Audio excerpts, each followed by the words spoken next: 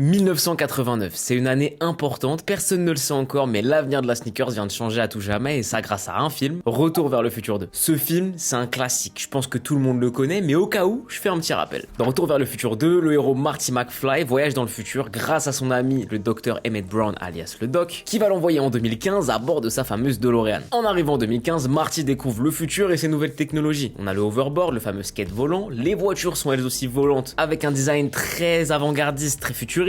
Les panneaux publicitaires dans la rue sont faits en 3D en hologramme, on a aussi les restaurants qui sont automatisés. Marty lui-même porte une veste futuriste où on peut ajuster la taille grâce à un seul bouton. Et on découvre enfin les fameuses Nike Mag, les Nike autolassantes, la paire de sneakers du futur. En fait, à ce moment-là, les réalisateurs du film se sont pas rendus compte, mais ils viennent de donner la vision précise, de mettre dans la tête aux personnes qui voient le film que la paire de sneakers du futur, c'est ça. Un design hyper disruptif, très montant, assez coloré, lumineux, presque connecté finalement, et surtout autolassant. Les lacets se font automatiquement, plus besoin de se faire chier avec cette tâche. Et malgré le fait que tout ça nous fait rêver, que ça rappelle l'enfance, et voilà, c'est quelque chose de mythique, pour moi, cette vision du futur, elle est mauvaise. Voire très mauvaise. Est-ce que le problème aujourd'hui en 2023, c'est vraiment de faire ces lacets? Je suis pas sûr de ça. Je pense qu'il faudrait plus remettre les problématiques actuelles au centre du sujet. Il y a ce qu'on imaginait du futur il y a 50, 40, 20 ans, 10 ans, même 5 ans, et comment le futur se présente à nous aujourd'hui. On va donc essayer de décrypter ça dans cette vidéo, et pour mieux comprendre mes propos, je vais les illustrer grâce au partenaire de cette vidéo, Fiverr.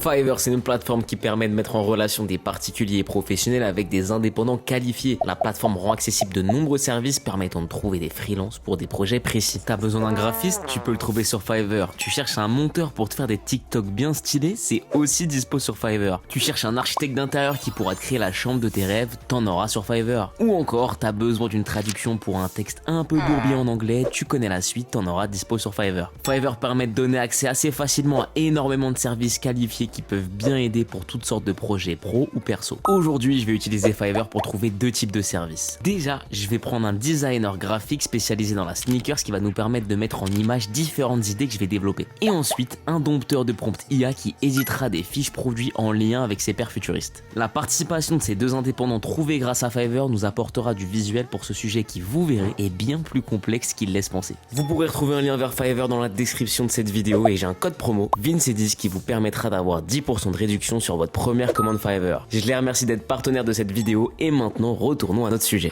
Bon, partant du principe que ça, c'est la paire de sneakers du futur, on va prendre quelques notes. La paire du futur doit être colorée, presque un peu lumineuse. Elle doit rendre service à la personne qui la porte, donc ici s'auto-lasser, voire se chauffer par temps froid, voire presque de l'assister dans sa démarche pour qu'il atteigne une allure particulière. En fait, il y a cette idée que la paire de sneakers du futur vient quelque part un peu en support de l'homme, avec une vraie notion d'assistance. Pour moi, c'est une erreur. La paire de sneakers du futur doit pas assister l'humain qui la porte, mais être en réelle connexion avec lui. Ce que j'entends par connexion avec l'humain, c'est surtout en lien avec ses problématiques actuelles et réelles. On va d'abord focus sur Nike, qui est un peu le moteur du marché de la sneakers, et aussi le moteur de ce qu'est la paire de sneakers du futur, dans l'idée que la paire de Nike Mag est un peu le socle sur lequel on construit cette paire de sneakers du futur. Voilà les dernières créations de Nike, qui représentent un peu ce que la Nike Mag avait introduit en 1989, avec cette idée de futur autolassant et connecté. Et comme on peut le voir, c'est franchement ennuyant. Quand je vois ça, perso, je me fais chier. Je ressens un peu ces produits-là comme des caricatures d'eux-mêmes et de l'image qu'ils essaient de véhiculer. Alors on pourrait quitter Nike et parler d'un projet un peu similaire de paire du futur assez connecté qui viendrait rendre des services à l'humain. Et parlons du coup du projet Digitsol. Alors Digitsol, c'est un projet Kickstarter qui fonctionne grâce au financement participatif et c'est présenté comme la première paire de sneakers futuriste. Alors est-ce que ça va révolutionner le marché de la sneakers? On regarde ce qu'ils proposent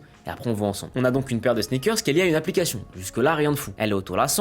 Elle va se chauffer par temps froid. La paire va traquer nos activités et analyser nos façons de fonctionner. Sur le papier, franchement, ça a l'air plutôt pas mal. Maintenant, est-ce que vous serez capable de porter ça? C'est éclaté. C'est éclaté sa mère. Encore une fois, on a une mise en avant de la technologie, des services qui peuvent être rendus à l'humain, mais le produit en lui-même, il est pas bon. On n'a pas envie de porter ce genre de paire. Maintenant, on revient aux grandes marques du marché de la sneakers. On oublie Nike parce qu'on en a parlé juste avant, et on va focus un peu sur Adidas. Ici, l'idée, je la trouve un peu plus intelligente. On parle d'impression 3D, 4D. Le problème, c'est que ça a été un échec total. Parce qu'encore une fois, la vision, elle était super limitée. Les produits sont déjà vendus super cher. On a des paires qui sont uniquement des produits running en tissu, donc très clairement, dès qu'il y a un peu de pluie, c'est importable. En plus de ça, ça, les semelles sont pas forcément si confortables. Et le tout englobé dans une stratégie que je ne comprends pas vraiment. Et ça donne un peu l'impression que la gamme est presque laissée à l'abandon, avec des produits qui plaisent pas forcément au public sneakers et qui tombent tout le temps en promotion. Alors on pourrait aussi parler de la marque Vibram qui a développé ses propres technologies, dont les semelles sont super célèbres, et qui crée des paires pour donner l'impression à l'humain qui marche pieds nus. Alors clairement oui, c'est avant-gardiste, ça répond à des problématiques réelles, mais soyons sérieux 5 minutes, qui va porter ça dans la rue en dehors d'un usage sportif?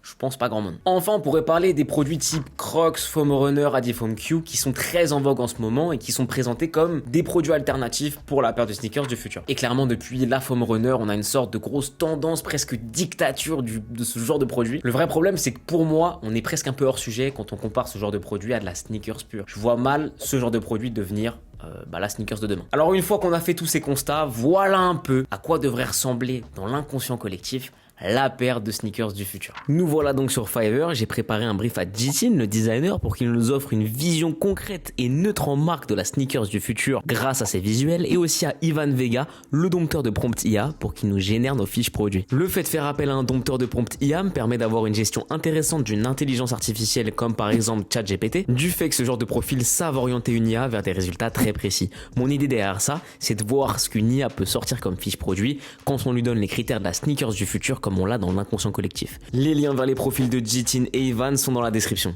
Une fois les commandes passées, j'ai attendu quelques jours, c'était assez rapide, et nous voilà avec les résultats. On a une paire qui, comme cité avant, est visuellement très futuriste. À noter que le style global de la paire dépend aussi pas mal du style de l'artiste qui l'a dessiné. Et ici, on a donc une patte un peu arrondie par exemple. Cet exemple reprend en quelque sorte les codes de la Nike Mag, mais avec cet aspect un peu plus bas et arrondi. Comme je disais juste avant, une tendance qu'on observe depuis quelques années dans les designs sneakers. Les fonctionnalités sont mises en avant tant sur le visuel que sur la description produit faite par le dompteur de prompt IA que j'ai trouvé grâce à Fiverr. Ce qui est intéressant de voir, c'est que j'ai proposé aucune couleur au designer, mais qu'il a repris de lui-même naturellement, sorti un peu de son inconscient, la couleur bleue de la Nike Mag. Je ressens beaucoup cette identité technologique, cette création me fait presque penser à un PC gamer, et c'est ce qui me fait dire que c'est une vision du futur qui pour moi fonctionne pas. On n'est pas centré sur l'objet en lui-même et ses problématiques, mais une vision un peu rêvée qu'il apporte, basée, comme je le disais, sur ce qu'on a vu quand on était gamin, la Nike Mag. Alors certains vont adorer cette vision du futur, mais pour moi, c'est pas forcément ce qui pourrait nous faire avancer sur le marché de la sneakers. Pour imaginer ce que peut être la paire de sneakers de demain, faut déjà voir quelles sont les problématiques actuelles et comment on peut y répondre. Premièrement, on va parler impact environnemental. Je sais que certains vont souffler, mais c'est une réalité. La mise en vente de paires de chaussures à un rythme important et à des quantités faramineuses, c'est très clairement un désastre écologique. Et je suis le premier à être acteur de ça. J'ai 150 paires de sneakers, j'en achète souvent, j'en parle beaucoup. Je suis dans ça. Et j'ai envie demain, en achetant mes paires de sneakers, me dire ok, j'achète un nouvel objet, mais son impact environnemental est quand même limité par rapport à ce qu'il était avant. Pour moi, il y a des progrès à faire. Ensuite, l'utilisation intelligente de l'impression 3D. Je trouve que c'est hyper intéressant. Adidas l'a fait, mais pour moi, c'est pas encore ça, c'est pas encore assez poussé. Pourquoi on penserait pas un système d'impression 3D où on aurait la base de la paire, donc toute la partie où on met notre pied, ce qu'on appelle le upper, qui serait clipsable ou déclipsable avec une semelle. On pourrait modifier la semelle ou la base de la chaussure sans pour autant remplacer la paire en elle-même. L'accessibilité au handicap, c'est une problématique qui a été traitée par Nike, mais encore une fois, je trouve que ça va pas assez loin. Les paires de Nike Fly Ease sont très cool, mais en réalité, elles sont pas super belles. Demain, il faudrait pouvoir faire en sorte que toutes les paires soient portables par tout le monde. C'est super important.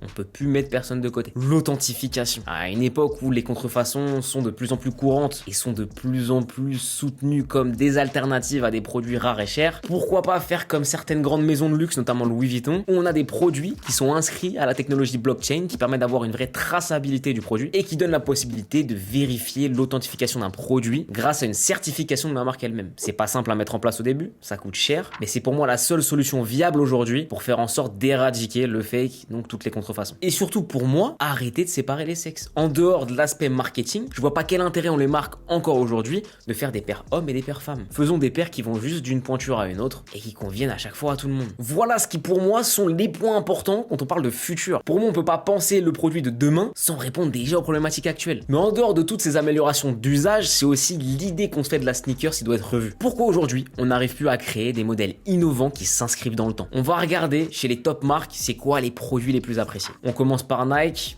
ok. Adidas, ok. New Balance, on a l'impression de voir du nouveau depuis 4-5 ans, mais en réalité c'est des archives qui ont juste pas marché commercialement au moment de leur sortie initiale et qui du coup nous paraissent inconnues. Or c'est juste que elles ont pas été vendues donc on les a pas vues avant, mais on a quand même beaucoup de recyclage. Et les restes des autres marques, c'est un peu la même chose finalement. Vous le voyez comme moi, on a finalement très peu de choses vraiment nouvelles et pour moi c'est un vrai problème, on va pas pouvoir jouer indéfiniment la carte du rétro. Pour toucher ce qui peut être le futur, il faut repenser à créer pour de vrai. Et c'est aussi pour ça que j'ai autant aimé la gamme Yeezy chez Adidas. Avec Yeezy chez Adidas, j'avais l'impression de voir des choses vraiment nouvelles, des silhouettes qui sortaient un peu de nulle part. On avait des inspirations rétro, mais qui faisaient référence à aucune paire en particulier, aucun produit qu'on avait déjà vu. Et à côté, des produits qui paraissaient vraiment futuristes. La Yeezy 700 V3 par exemple, la première fois que je l'ai vue, je me suis dit waouh, c'est bizarre, j'ai jamais vu ça. Et ça a créé quelque chose en moi que j'ai vraiment kiffé. L'impression de découvrir un truc que j'avais jamais vu. Et ça, vraiment, ça me manque. Alors oui, je sais, c'est difficile en 2023 d'imaginer un produit 100% nouveau, une création qu'on n'aurait jamais vue,